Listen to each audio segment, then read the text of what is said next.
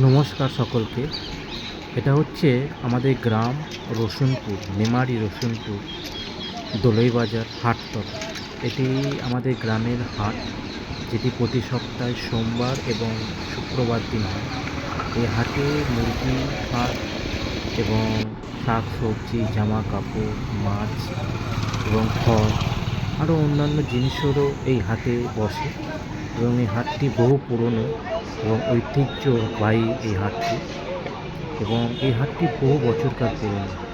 এবং এটা দেখতেই পাচ্ছেন সকলে যে এই হাটটা কীরকমভাবে চলছে। এই হাটটা সপ্তাহে দুদিন বসে, সোমবার দিন এবং শুক্রবার দিন।